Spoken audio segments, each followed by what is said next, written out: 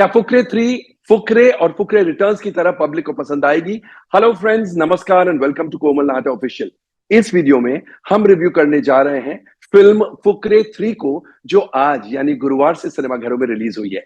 लेकिन सबसे पहले आपको याद दिलाना जरूरी है कि अगर आपने अभी तक हमारे चैनल को सब्सक्राइब ना किया हो तो इस वीडियो को देखने के बाद, इनफैक्ट तुरंत बाद, जरूर कीजिएगा।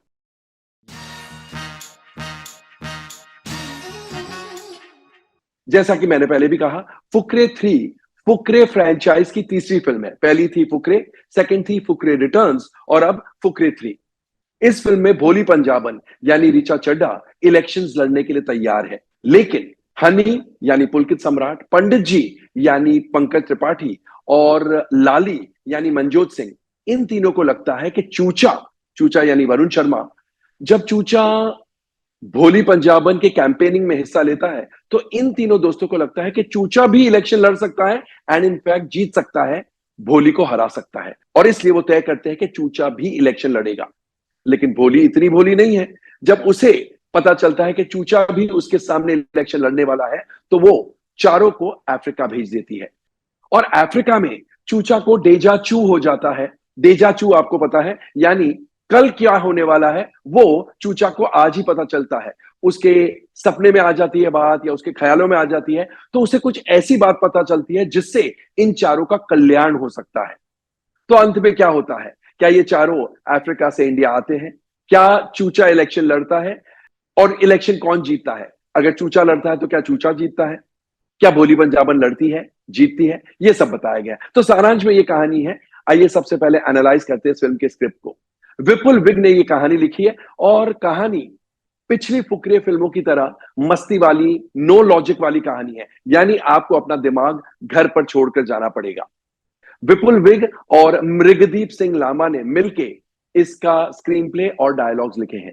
स्क्रीन प्ले फास्ट पेस्ड है। हाँ, फुकरे और फुकरे रिटर्न्स की तरह ड्रामा उतना अच्छा नहीं है, लेकिन फिर भी लोगों को आनंद देता है, यानी आप हंसते रहते हैं। सीन्स ऐसे हैं कि आपको हंसाएंगे ही हंसाएंगे, और दोनों के संवाद बेहतरीन है, बहुत ही बढ़िया संवाद है।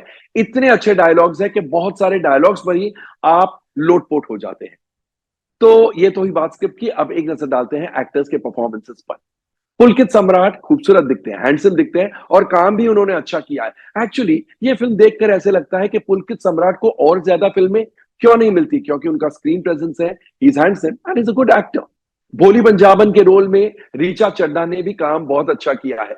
एक सीन है जिसमें वो पब्लिक को इंप्रेस करने के लिए पब्लिक टॉयलेट साफ करती है, एंड बड़े सेक्सी तरीके से साफ करती है। उस सीन में आप खूब हंसेंगे। चूचा की भूमिका निभाते हुए वरुण शर्मा ने फिर एक बार काम बेहतरीन किया है।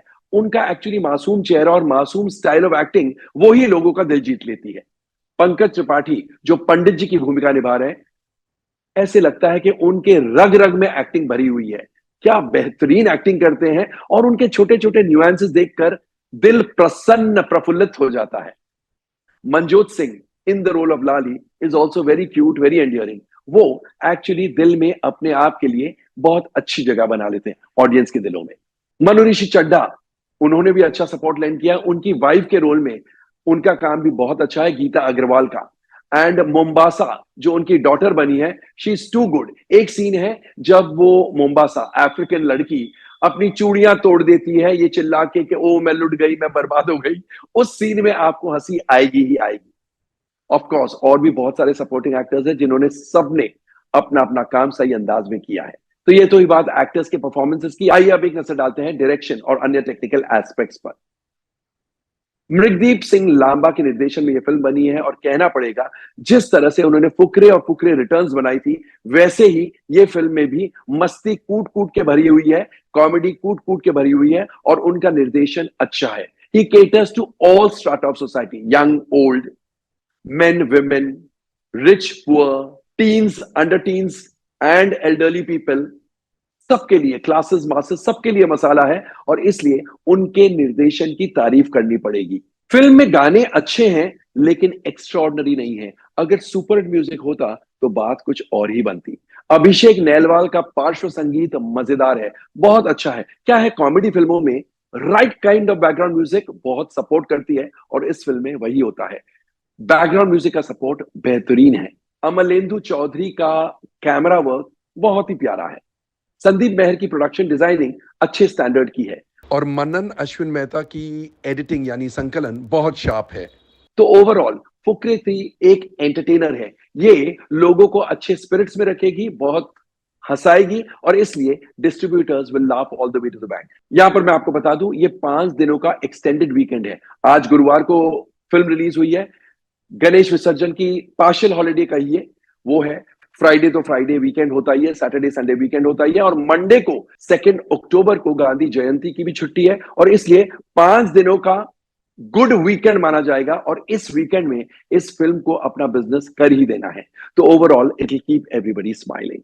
यहां पर मैं आपको बता दूं कि आज इस मॉडरेट बजट वाली फिल्म की ओपनिंग ठीक ठाक है, नॉट वेरी एक्साइटिंग। तो दोस्तों, कैसा लगा हमारा review of Fukrey 3? Comment section में जाइए और अपने कमेंट जरूर पोस्ट कीजिएगा, और अगर आपने भी ये फिल्म देखी है तो हमें ये भी बताइएगा, ऑफ कोर्स आपके कमेंट्स द्वारा, कि आपको फिल्म कैसी लगी और कितनी हंसी आई आपको फिल्म में। थैंक यू, शुक्रिया, take very good care of your self, see you soon.